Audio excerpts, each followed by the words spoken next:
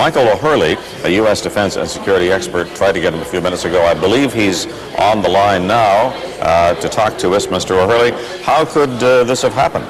Well, I think one of the things that we need to remember, despite the Taliban saying that they've deprived Osama bin Laden of communications ability, is that something like this is planned maybe a few years in advance. Maybe the initial bombing of the World Trade Center was a trial run.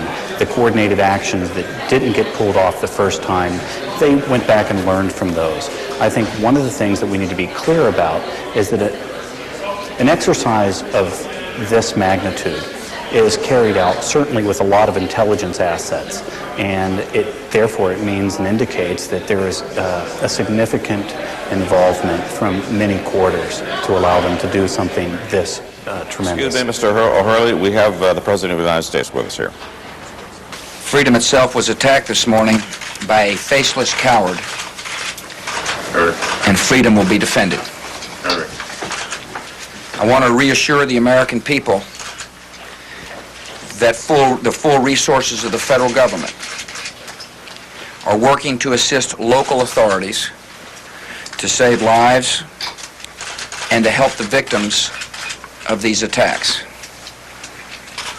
Make no mistake, the United States will hunt down and punish those responsible for these cowardly acts. I've been in regular contact with the Vice President, Secretary of Defense, the National Security Team, and my cabinet. We have taken all appropriate security precautions to protect the American people. Our military at home and around the world is on high alert status, and we have taken the necessary security precautions to continue the functions of your government. We have been in touch with the leaders of Congress and with world leaders to assure them that we will do whatever is necessary to protect America and Americans. I ask the American people to join me in saying a thanks for all the folks who have been fighting hard to rescue our fellow citizens, and to join me in saying a prayer for the victims and their families. The resolve of our great nation is being tested, but make no mistake, we will show the world that we will pass this test. God bless. Now, a few moments ago, we were talking to Miceal O'Hurley. He is a U.S. defense and security expert, and he was in the middle of an explanation on something. And Mr. Hurley, I thought I heard a suggestion in your voice that said these people had help. Is that correct? I hardly believe that they could pull off an operation of this magnitude without intelligence assets from several different countries. If it turns out that bin Laden has been involved in this operation, I think we need to look at the communities who have supported him in the past and how those assets might have been used to help them carry out these atrocities. All right, thank you. We're whizzing around a lot here at this hour because people keep popping up on our screen. Continuing coverage of America Under Attack. Good evening. The United States is under terrorist attack. And we're just getting late word right now. Flashes of explosions in Kabul, Afghanistan. We do not know if it is retaliatory action. You can see right now on your screen symbols of American economic and military power came under withering strikes today in New York and Washington. Terrorists hijacking 4 civilian airlines this morning. They flew 2 of them into New York's World Trade Center Twin Towers. The cameras from many angles recording the horrific collisions. The towers were ripped open. They later burned and collapsed with terrible loss of life. Another airliner slammed into the Pentagon, the U.S. military headquarters near Washington, D.C. A fourth airliner crashed outside Pittsburgh. The death toll roughly estimated at 10,000, including souls on board the 4 aircraft, workers in the stricken buildings, and rescue workers trapped in the Trade Center towers when they collapsed. Another Trade Center tower collapsed this afternoon. A fourth continues to burn. Manhattan is covered in debris and ash. North American air travel has stopped. Financial markets are closed. President Bush has left at Omaha Air Force Base and is expected to address the nation from Washington at 9 tonight. U.S. forces are on highest alert. Aircraft carriers are patrolling the Atlantic off the East Coast. A stunned planet awaits the American response, but it is clear the world has entered a new and dangerous era.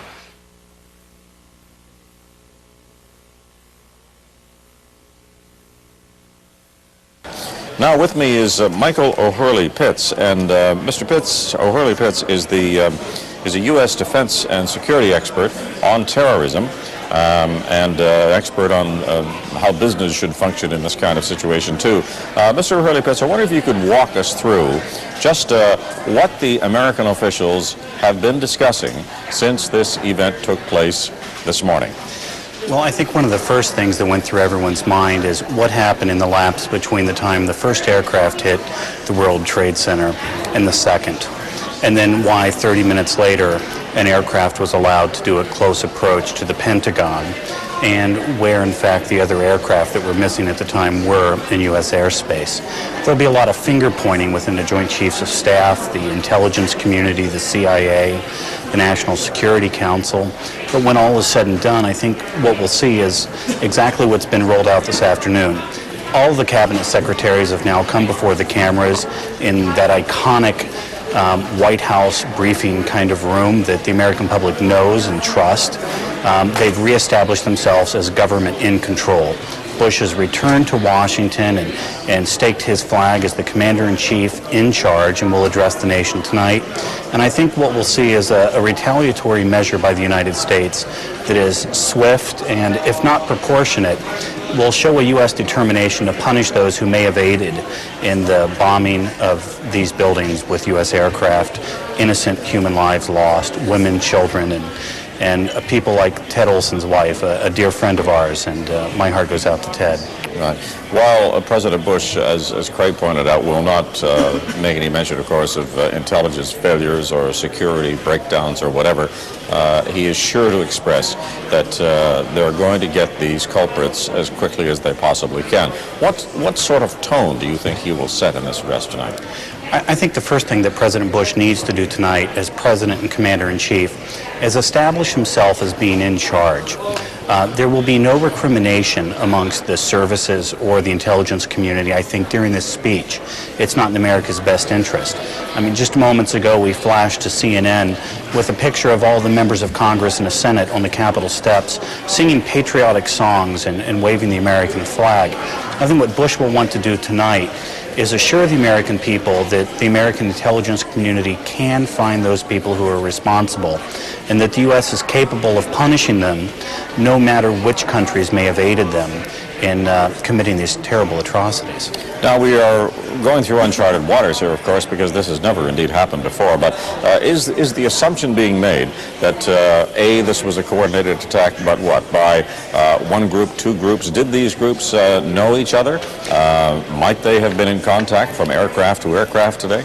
Well, I think the CSIS experts earlier talked about the fact that you can only keep a secret if two people know it and one of them is dead. However, in the kind of communities capable of pulling off an operation of this type, they probably did train in cells. They probably didn't know what the other parties were training for. I doubt that there was airline communication between each airline. At the very best, I think they got someone on board that could steer the plane into the targets, that were capable of doing that, and they wouldn't be concerned with communicating with each other. The interesting thing to know will be when these aircraft took off from their respective aircrafts and at what point they were taken control of by these hostile forces. It's unlikely that they would have coordinated between each other in the air. However, someone was the mastermind on the ground who made sure that all the aircraft were in the air, were able to be boarded, taken control of, and steered to their targets to make maximum destruction in the American continental United States, something that hasn't happened, I might say, since the British occupied and burned Washington in 1812. Americans will take this rather badly. Now, some people have said to us today that we shouldn't be surprised because the technology has been around for a very long time. It's just that someone had to have the will to do what was done today. Still, as an intelligence expert, aren't you a little baffled by the fact that no one could have picked up on any of this for such a long period of time? I think, as some of the experts have said before, the American intelligence community was incapable of determining when the Berlin Wall was going to fall. They've failed to make the fundamental shift between the Cold War and a terrorist world. We might be very good at picking up troop movements, massing on borders, large weapons and battalions being moved, but we have failed to fundamentally understand and infiltrate those communities that are willing to sacrifice their lives and to use any means necessary to wage aggressive war. And I think one of the things the intelligence community will do in the not too distant future is start thinking about the scenarios that are laid out in books by people like Tom Clancy. You only need a Tom Clancy book to understand what the plan is. You just need the intelligence resources and the financial assets to make the plan happen. And I think what we'll do is the same thing they always do in criminal investigations: follow the money and find out who sponsored the activity. So what you're talking about is quite a fundamental strategic shift in the way America, indeed the world, approaches its security affairs. I think absolutely. I think gone are the days when we're going to take a look at a country like Germany in World War II amassing bombers to do a blitz on London. What we're taking a look at today is a very cost-efficient, if not horrendous, action of releasing chemical, nuclear, biological chemicals, delivery systems through subways, like happened in Japan, like recently in Montreal with the tear gas. I think that there's a fundamental lack of understanding that people won't be bringing missiles across the border. It's small amounts of chemicals, and as seems to be indicated, that a box cutter or a switchblade may be the very tool necessary to take over an aircraft, causing the deaths of thousands of people possibly. All right, as you're speaking, we're watching once again that videotape from earlier in the day of the American Airlines plane crashing into the World Trade Center in New York. So what would you say is the next immediate step that has to be taken, A, to reassure the American people and indeed the world, and in terms of the investigation, where should they begin? I think where they should begin is a very short list of people considered capable of pulling off such an operation. I do expect the U.S. to retaliate in a proportionate response in the not too distant future. I think that that's going to be a very interesting response. There are a few things that could be considered commensurate and proportionate to the atrocities that went on today. Like what? Well, for example, when they took out the two World Trade Centers and then made an attack upon the Pentagon to keep them from effectively responding quickly, they went to the command and control. If we were able to locate the people who did this in a quick manner, how would we be able to make a proportionate response that would match the number of casualties, that would eliminate their command and control capabilities to respond quickly? I think that's going to be a very difficult thing for the United States. Added to that, there's going to be world pressure for the United States to make sure they get the right people and go about it in a just and fair manner.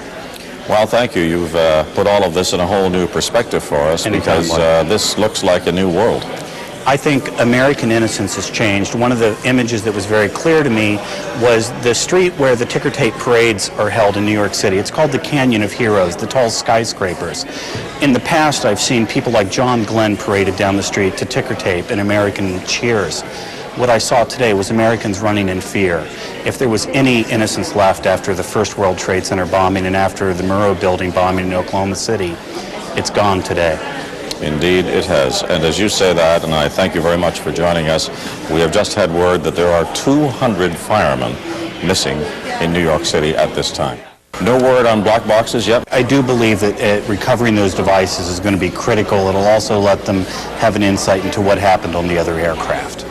All right, back to you and also our other guest here. Now, just before we hear from the President of the United States, what's he going to say about people, or he probably won't say anything about this specifically, but how is he going to reassure the public that traveling is again going to be all right in North America and specifically in the United States over the next few days. What would you say in this kind of situation, Mr. Hurley-Pitts? Well, the first thing I would do if I were the President of the United States is announce increased security measures at the entry point to all aircraft, at the airports in general, to let the American people know that it is safe to fly.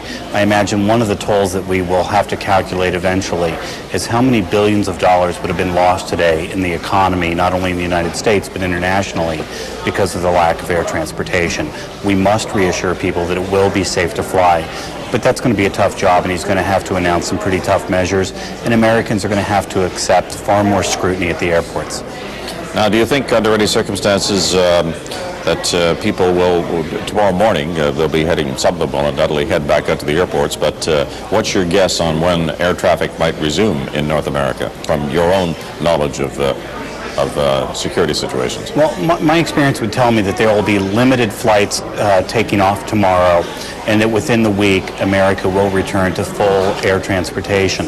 I think one of the things that the United States will be very anxious to do, and certainly Mr. Bush, is to put the American economy back on path, to let terrorists know that there is nothing that they can do that will deter people from a normal life, even if that means extraordinary measures.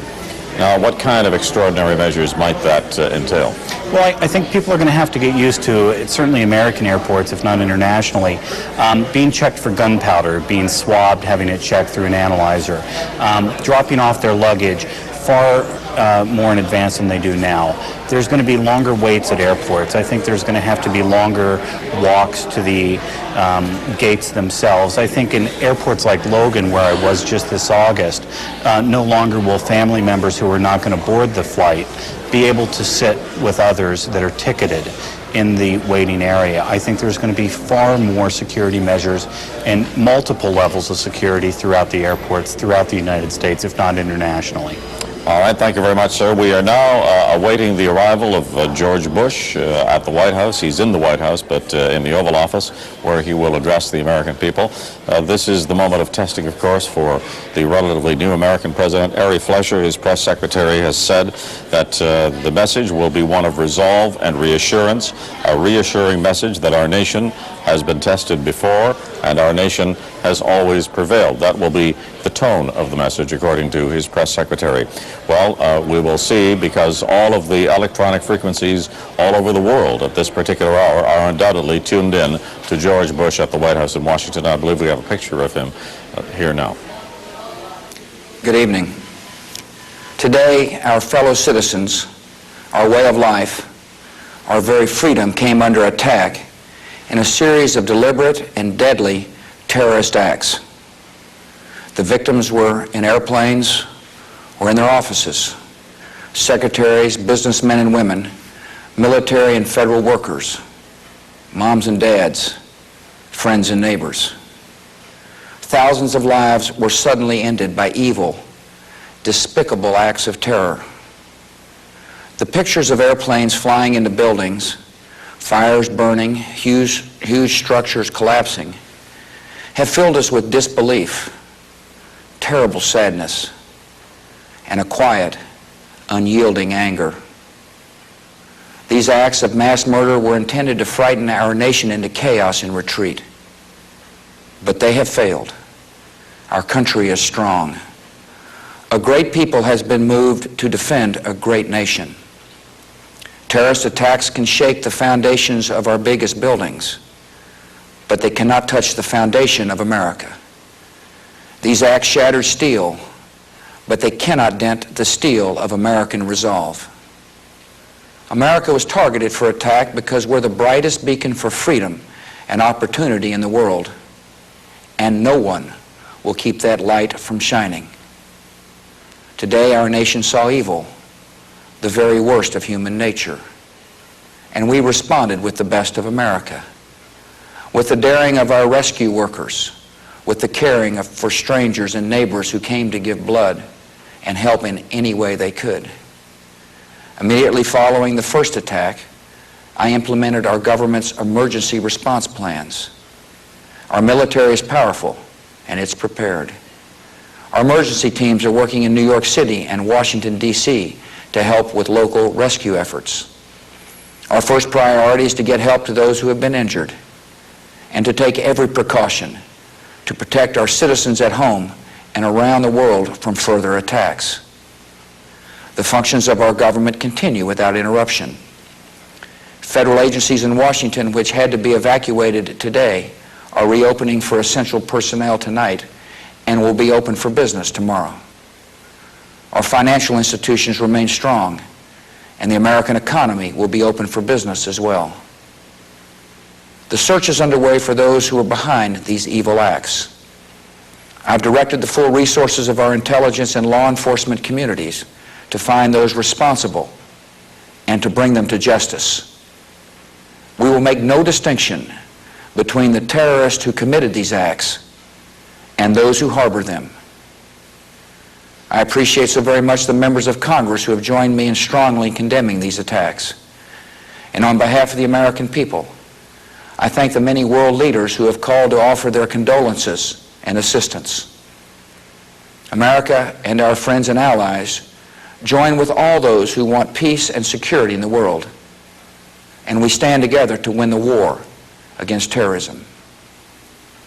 Tonight I ask for your prayers for all those who grieve, for the children whose worlds have been shattered, for all whose sense of safety and security has been threatened.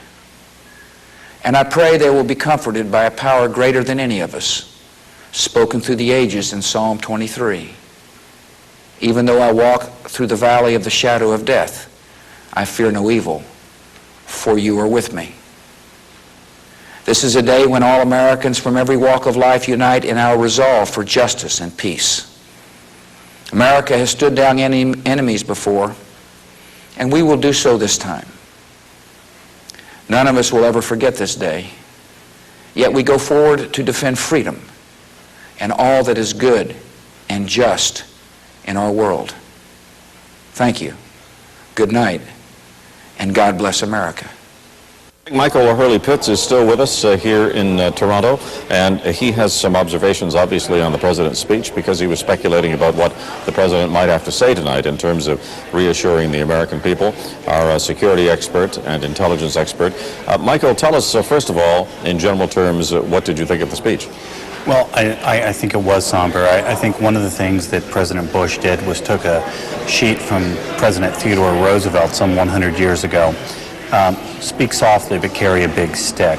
I think many Canadians are still alive to remember President Kennedy's speech when he spoke of the Cuban Missile Crisis and the real clear and present danger to the United States, if not North America. He didn't go so far as to lay out a strict line which terrorists may not cross, but he made it very clear that the U.S. will not abide by any nation, any community harboring these terrorists. I think silence is acquiescence in the law, and he's made it very clear that anybody that harbors them in the least will suffer the full consequences of his action. How will that statement be interpreted around the world in the various capitals? Well, I think one of the things that happened tonight was President Bush came of age. It's one thing to be elected president. It's another thing to appear presidential. I agree that he's looked presidential before, but I don't think quite like tonight. He went ahead to assure the American people that government will reopen, that our financial institutions are strong, that terrorism will not triumph. But by sending a clear message that the U.S. will resolutely not allow these people to escape justice, I think he sent a clear message that the U.S. will respond in the fullness of time once the facts are assessed. And I think that will be very reassuring to our allies who may have feared that the U.S. would have retaliated in an unmeasured tone. And I think it will also send a clear message to the terrorists that they should look over their shoulders all the time. Just on that point of getting the system up and running again tomorrow, Miceal, this is going to be a huge job. All of those computers, the World Trade Center effectively destroyed, back to work in Washington, back to work in New York. We're going to bring in Alison Vuchnik, who's in Washington overlooking the White House tonight, and she can tell us about just what the plans are there for tomorrow. Alison, what about it? Well, as you heard the president say, he said tomorrow will be business as usual. And as you can imagine, a lot of the government workers who live here, this is the first time that they've heard that news. Up until the president spoke, They were not sure if they were going into work tomorrow. He obviously wanted to deliver a very powerful speech, but you have to imagine that for some of those people, there are mixed emotions. Some of these people don't know where their colleagues are. Some of them still don't know where their loved ones are. So whether all of them will actually report to work tomorrow will still have to be seen.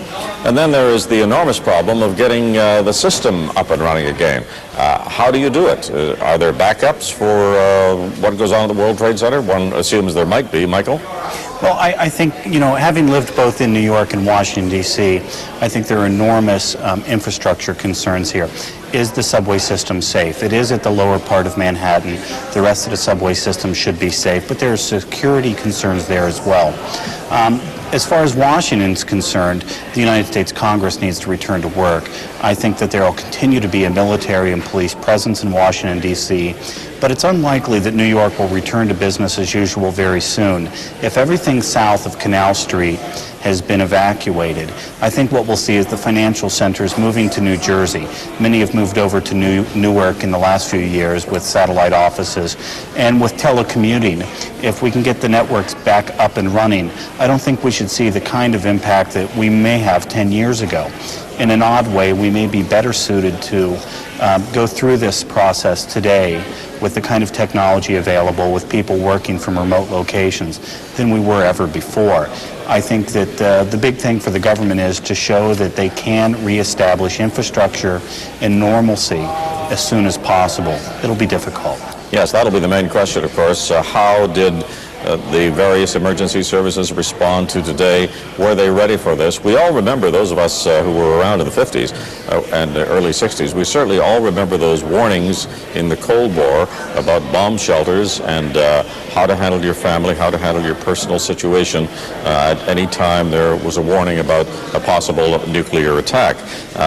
We've forgotten all about that, and now suddenly we know that life is fragile and that this kind of thing can happen any time, and that there is uncertainty in every chapter of life. So this is going to bring all of this home to us again, isn't it? As we look at these pictures, by the way, Michael, which are coming from Washington. These are the pictures of the Pentagon and the collapsed portion of the Pentagon building from earlier today. Michael, would you like to address that? Well, I think one of the things that's going to happen here in the not-too-distant future, a lot of grandparents or older parents are going to sit down with their children and remind them of duck and cover, remind them of the air raid drills that were commonplace in North American schools up to the 1970s. I think we're going to have to re-embrace the idea that we no longer live in a secure society. When we see the kind of damage at the Pentagon, it's that very symbol of American power. When we see the kind of destruction in Lower Manhattan, I think it sends a message to everybody that we need to be more vigilant. And if the price of that is understanding emergency preparedness better, I think it's a price we're going to have to pay. And I think that we can do that in relatively short term, but I think it's going to take the agencies working together. One of the things I would say is here in Canada, agencies are much more integrated. They share information and resources far more often than U.S. agencies. I think one of the tests for the Bush administrations over the next few weeks will be how the different agencies work together to bring about a better and improved infrastructure and security in the United States. All right, Michael, thank you very much. Don't run away because we'll be coming back to you a little later. Now, Miceal O'Hurley is back with us. He is the strategic expert who's been commenting this evening on all events surrounding this day. And we want to ask you once again about your reaction to what George Bush said. That was a pretty clear message, wasn't it? When he said, we will make no distinction between those who committed these terrible acts and the people who harbor them. That's a message, if there ever was one, to certain areas of the world, isn't it? Well, I think he couldn't be more clear. I think one of the things that Bush attempted to do tonight, and I think which he did quite well, was that he put countries on notice that if they have aided any terrorist group, especially Osama bin Laden, in creating this kind of havoc in the United States, that the U.S. would use the full force available to it to bring about justice. And I think the idea there was to force those countries to turn over whatever information they had, or eventually, or hopefully, Osama bin Laden, if it's deemed that he's the one who acted in this manner. All right, Michael, we'll continue talking to you. I just want to tell you a little bit more about the information we passed along a few moments ago about Malaysia's twin Petronas Towers in the capital of Kuala Lumpur is the tallest building in the world. And Reuters has an office in that building, so they were able to pass along that information very quickly. It's too early to even guess about this one, Michael, but you wonder if it is, in fact, all over, or will these people be trying something in other parts of the world today? Well, I think one of the things that's unique about the United States, it's a clear target for many communities who despise the West, the wealth, the business practices, what they would consider as the lack of religious certitude. I think one of the things that will happen in the days to come is that all over the world, whether it's Canary Wharf in London, Dublin, or Kuala Lumpur, people will be reevaluating their security plans, their safety plans, and reassessing the ability to meet any kind of equal damage that would be done to those infrastructures and to make sure they could safeguard those people. I think one of the things that we'll see also is New York reevaluating how it will be able to meet those infrastructure needs with the police and fire department. If it's true that 200 and some firefighters have perished in these World Trade Centers, I think one of the long-term effects is, can New York continue to maintain security in the rest of the city? And I think it's a question that people all over the world are starting to ask themselves tonight. We're in the early morning hours in Near East Asia. All right, we are now looking at New York by night here. The big city, the smoke in the background from the Trade Center towers. The fire looks as though it is being brought under control at this stage, but we have no sense of that at the moment. We understand that it was spreading earlier, but other reports are telling us now that it is being brought under control. You can see it burning there in the center of the picture. New York, we saw it from the harbor earlier. We see it now from another angle. We know that it's pretty well a deserted downtown area tonight as people made the trek home to turn on their television sets, to listen to their radios, to find out just what on earth has gone on in the world and what was going on that caused this kind of terrible act.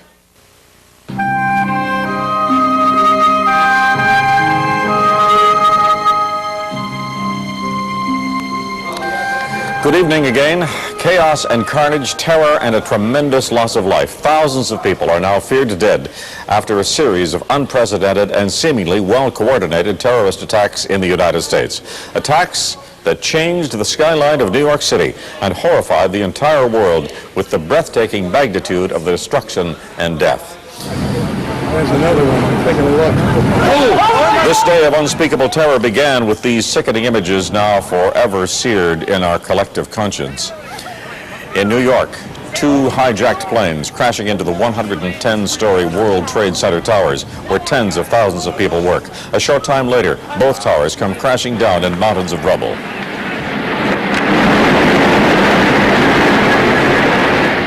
That leaves the heart of New York City resembling a battle zone. And then this. Another hijacked airliner slamming into the nerve center of the U.S. military, the Pentagon. Our extensive coverage of this dark and unimaginably bloody day begins with CTV's Alan Fryer in Washington. Alan, what's the latest from there? Well, Lloyd, this terror attack really unprecedented, superbly coordinated, and deadly beyond words. Tonight, a shaken but defiant George Bush returns to Washington to address the nation. These acts of mass murder were intended to frighten our nation into chaos and retreat. But they have failed. Our country is strong. A great people has been moved to defend a great nation. It was nearly 12 hours earlier, 8:55 a.m., when the first plane hits, carving a gaping hole in the first tower of the World Trade Center. The hijackers apparently armed only with knives. 10 minutes later, 9:05 a.m. Eastern, this nightmare scene, a second hijacked passenger plane targets and slams into the other tower, slicing through the building at the beginning of the workday. In the streets of New York, pandemonium as thousands, those who still can, scramble to get out, to get away. There's people jumping out of windows. I've seen at least 14 people jumping out of windows. It's horrific. I can't believe this is happening. But the terror isn't over. 2 more American passenger jets hijacked, one of them crashing in Pennsylvania, the other driven full speed into the heart of America's military. 9:45 a.m., 45 minutes after the first attack in New York, a big chunk of the Pentagon reduced to rubble and flame. In New York, the unthinkable gets worse. The World Trade Center collapses in on itself. 10 a.m., the South Tower is the first to go. A half hour after that, 10:30, the North Tower gives way. The very symbol of American capitalism gone from the New York skyline. Dr. Mark Heath was there armed with a medical bag and a video camera. I hope I live. I hope I live. It's coming down on me. Here it comes. I'm getting behind a car. In Washington, the White House, the Congress, all government buildings evacuated as the president puts the military on high alert and grounds all commercial air traffic until at least Wednesday at noon. In Afghanistan, the Taliban rulers deny the man they've been harboring, Osama bin Laden, was behind the attacks. But U.S. officials believe he is suspect number 1. I would tell you up front, I have no intentions of discussing today what comes next, but make no mistake about it, your armed forces are ready. We will make no distinction between the terrorists who committed these acts and those who harbor them. The casualties undoubtedly in the thousands, perhaps even the tens of thousands, not just an act of terror, say more and more senior lawmakers here. This was an act of war.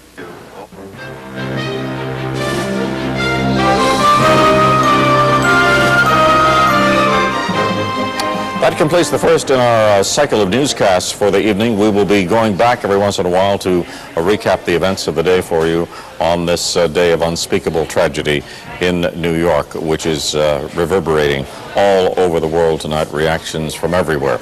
Now, let's take a few moments again to reflect upon some of these events with a couple of our guests who have been with us this evening. First of all, Reed Morton, who is the former director of the Canadian Security and Intelligence Service, and also Miceal O'Hurley, who is a security expert, who's with us here in our studio. You first, Miceal, I understand that you've been on the phones to New York, and you have some information to pass along to us that may be new information tonight.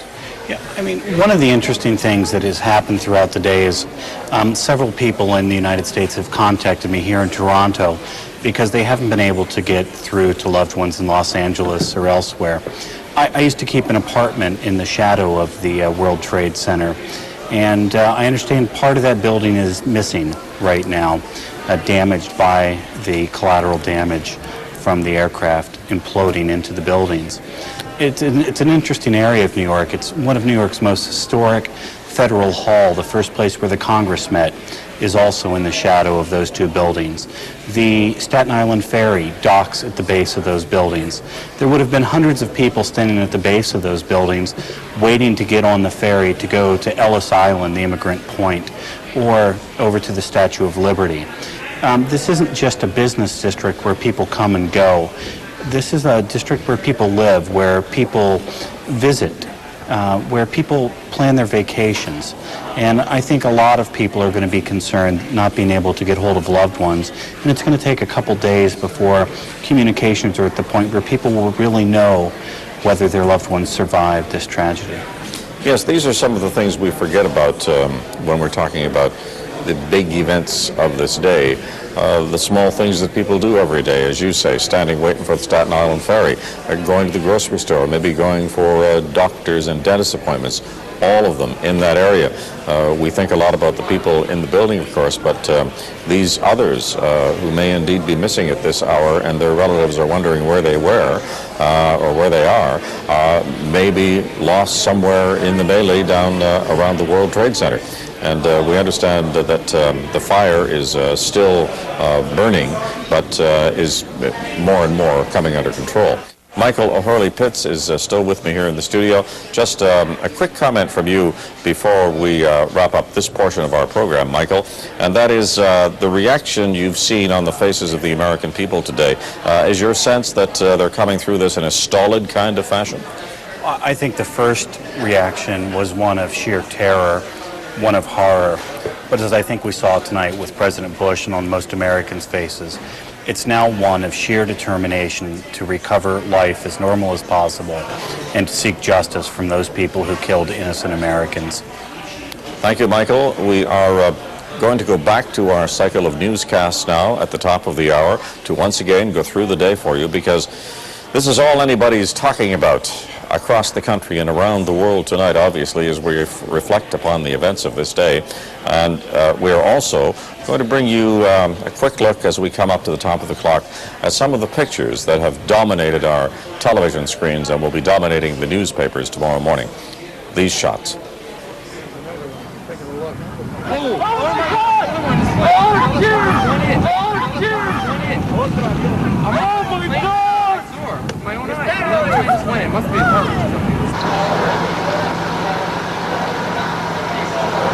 I just saw a second plane come in from the south and hit the south tower halfway between the bottom and...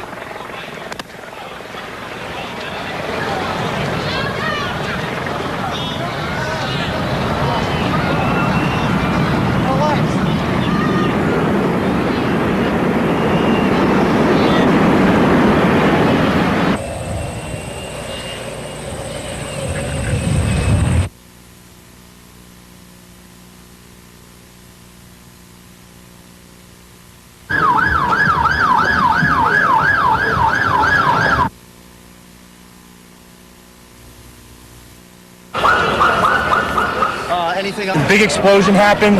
Some guy came out. His skin was all off. I helped him out. This is him all over. There's people jumping out of windows. I've seen at least 14 people jumping out of windows. So it's already in there.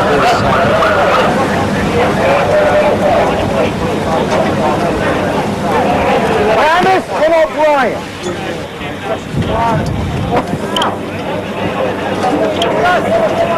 Hey! Okay, guys!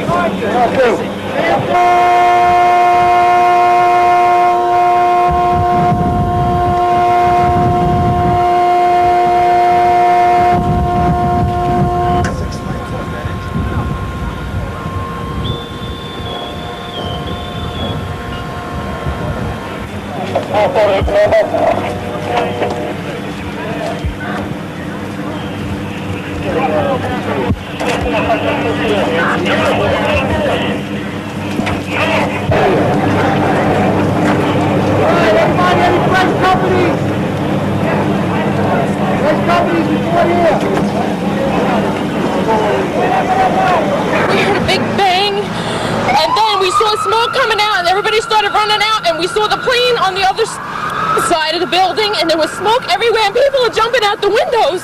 Over there, they're jumping out the windows, I guess because they're trying to save themselves. I don't know.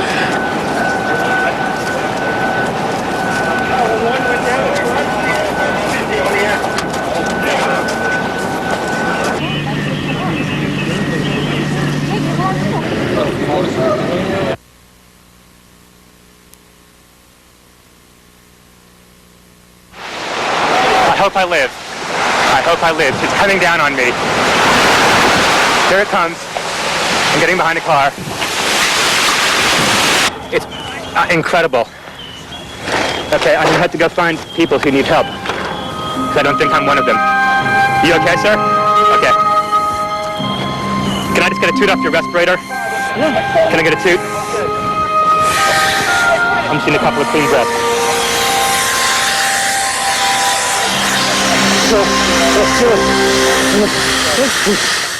The horrific images that will be burned into our collective conscious after this day, September 11th, 2001, a day that people say will live in infamy as the day President Roosevelt decreed of Pearl Harbor. We'll be right back.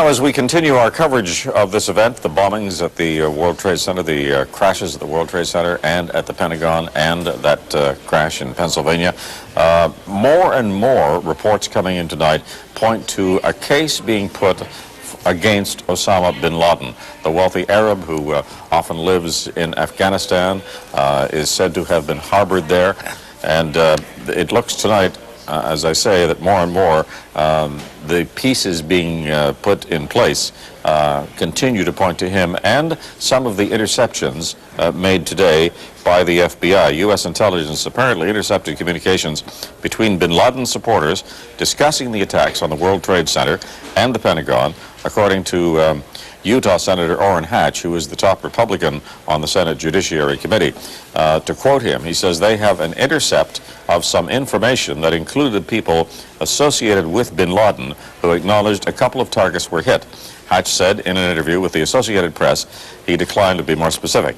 Hatch said law enforcement has data possibly linking one person on one of the 4 ill-fated flights to bin Laden's organization.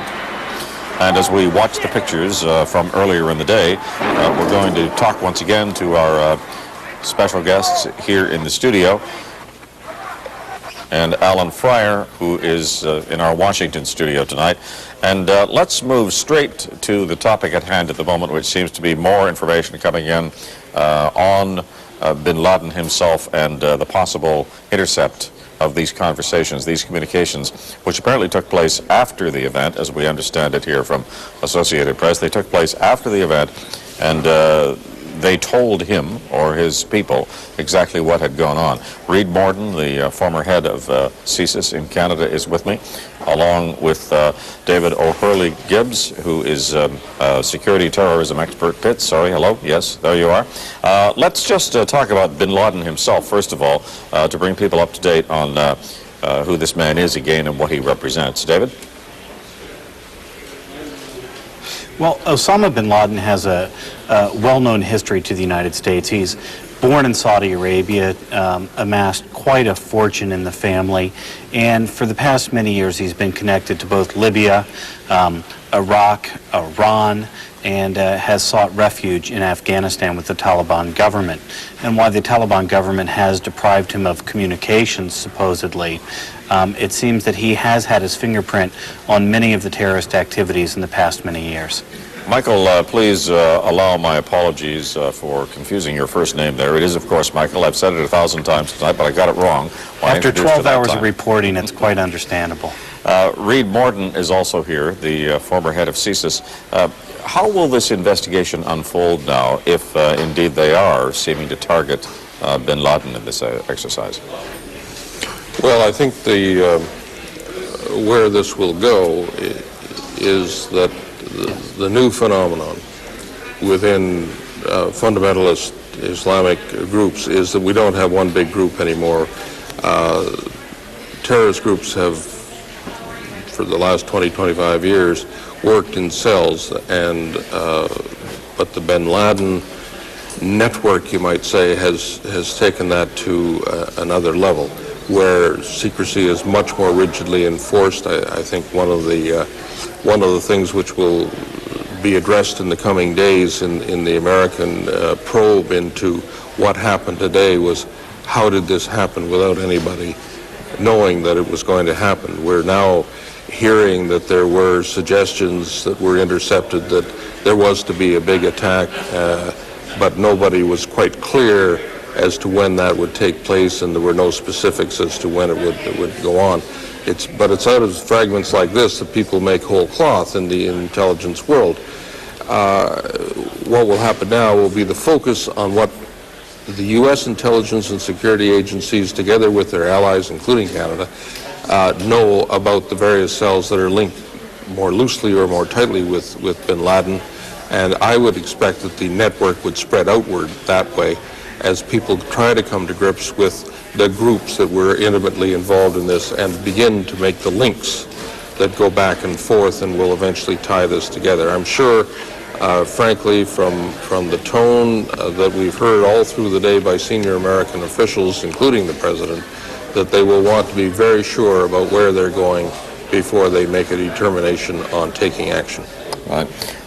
We heard earlier today, as a matter of fact, that Osama bin Laden apparently 48 to 72 hours ago had warned of some attacks, but people say, well, he's always warning of attacks, and how could he mount an exercise like this in 2 or 3 days? Clearly, this kind of operation takes much longer to put in place. Michael, you probably have some views about how this investigation might proceed. Well, I think one of the things that will be interesting is to see how federal, state, and local law enforcement coordinate their activities. Here in Canada, of course, it's a very centralized system, and the RCMP's broad authority and their close cooperation with CSIS. In the United States, we have state law, we have local law, we have federal law. I imagine that the investigation will be federalized because it crossed state borders. That will give the FBI probably the upper hand in the investigation. They will certainly have at their disposal the intelligence resources of the CIA and other intelligence organizations with the assistance of local law enforcement. I understand that a car has been impounded at Logan Airport. If that turns out to be true, it'll give us our first indications of how local law enforcement will be coordinating the efforts and who will be taking the lead. I would think most likely the FBI. The other interesting thing is going to be is who President Bush turns to lead the investigation. Clearly, the Justice Department at the federal level just a note there, will have Michael, carriage. excuse me, Michael, just while you're talking, and don't lose your thought, but this is the car being towed away at Logan Airport from earlier this evening. Please go ahead. Well, I think one of the things that's going to happen here is the Justice Department is going to take the lead. Attorney General Ashcroft is going to be in charge of the investigation, but he's going to work very closely with both Democrats and Republicans. It's interesting to note that Orrin Hatch, the Republican senator, senior on the Judiciary Committee, is the one making comments when it should be the Democratic majority leader in the Judiciary Committee.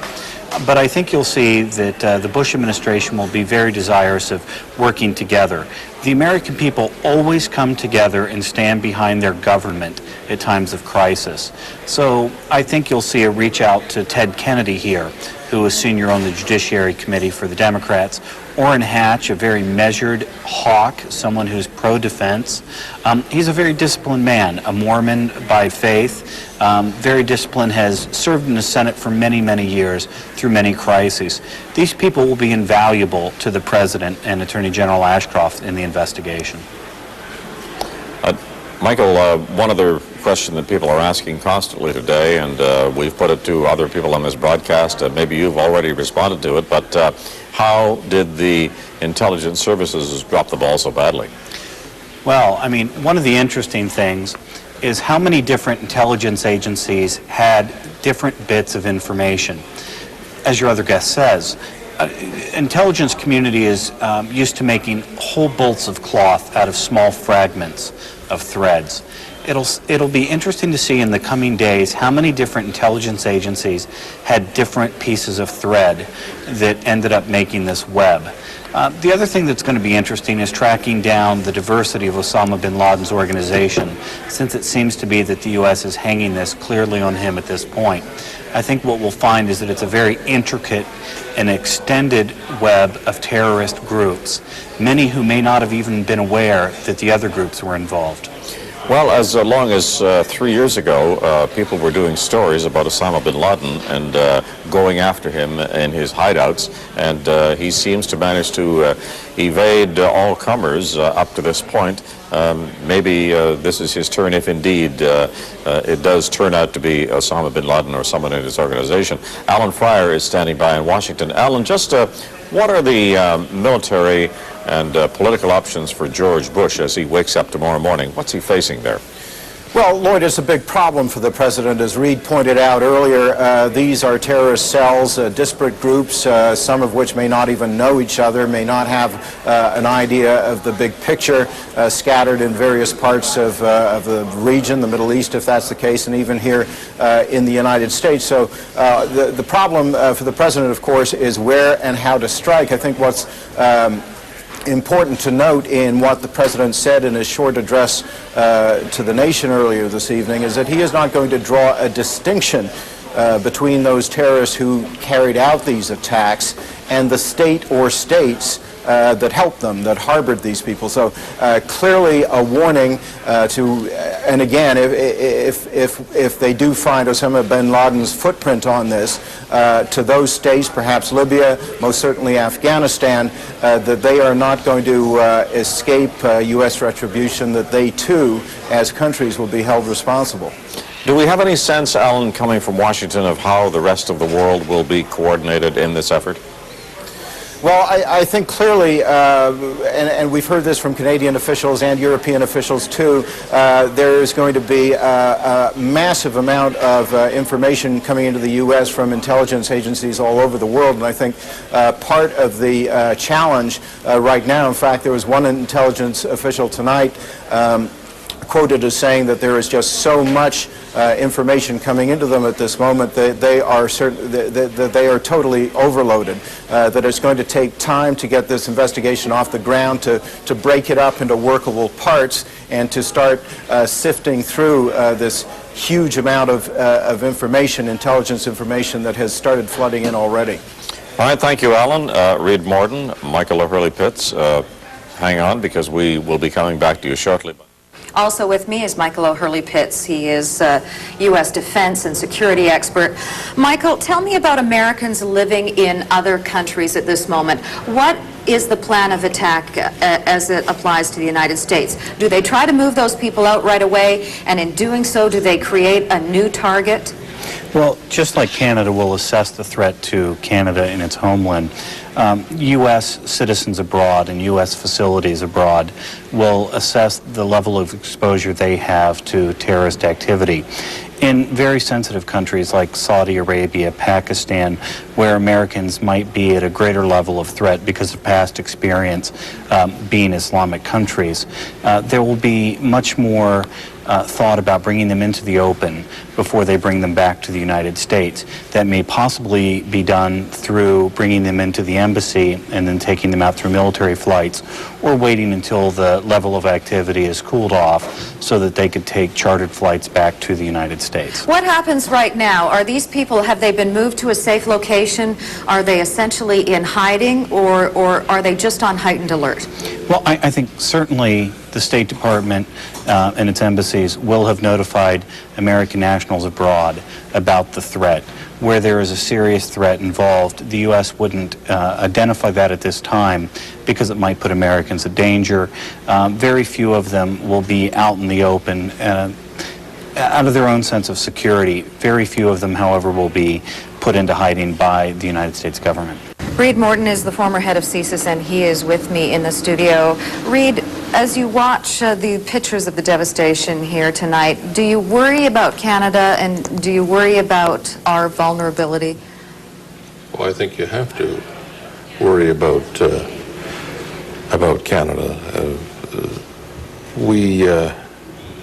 We have something like 50 terrorist groups that are located in Canada, operating in Canada. Many of them carefully observed by CSIS, probably others that may have slipped under the radar and so on. So terrorism has fundamentally changed in the last 5 or 6 years. It's become much more ruthless, just as we've seen today, which is probably the most unthinkable, ruthless kind of act that the world has seen. But knowing that we have files on these people and we know who they are, why can't steps be taken to be proactive instead of reactive? Because I think in a lot of ways, the people who come, often stay within the law. There are suspicions. There may not be enough evidence to either deport them, and we know how cumbersome Canada's deportation processes are in any event, so nobody wants to go into that route unless they're really, really sure of something. And so short of that, where do you draw the line between the kind of country we've always been, very open? There's nothing wrong with being very open. We welcomed all sorts of people to this country. This is one of the strengths of the diverse Canada that we see today. And where do you draw that line between cracking down on people that you suspect, in most cases suspect, have a pretty good idea of? On the other hand, to go one step lower in the kind of murkier word of intelligence, once you get a devil that you know, it's sometimes better to sort of fix on that and try to build the information on him and his contacts rather than swooping down, pulling him out, who may just be replaced the next day by somebody you know nothing about. The saying is, keep your friends close and your enemies closer. Exactly. Miceal O'Hurley Pitts, the U.S. Defense and Security expert, is also with us in our Toronto studio. I put the question to you as well, Miceal. If they have these files on these people and they have done all this intelligence, why can't they stop something like this from happening? It must be so frustrating to the American people to know that they know Osama bin Laden is a threat. They know he has made threats against America. Why can something like this, if it is in fact him, take place? I remember many years ago seeing tanks in the streets of Ottawa and Pierre Trudeau, and people were talking about how he's militarizing the government in a state of an emergency. I think one of the things that you deal with in an advanced democracy and society is that people have certain rights. And if we are going to violate everyone's rights of security and privacy for the sake of national security, then that's going to be a decision the nation will have to make, because once you roll back people's individual liberties and rights, you've done it irrevocably. But do you think when people look at the footage they have seen over the last, 16, 18 hours, that they're going to be thinking a little bit less about people's rights and a little bit more about the need to protect Canadians and Americans? I think certainly the aftermath of this will be that people will reconsider what rights are what we would consider indispensable and which ones can be diminished to some degree to provide a greater sense of security in the United States and in Canada. I mean, one of the things that you deal with a porous border, if we can use that term, is that Canada and the United States, by nature of geography, are naturally linked in this and therefore must learn to cooperate at some level.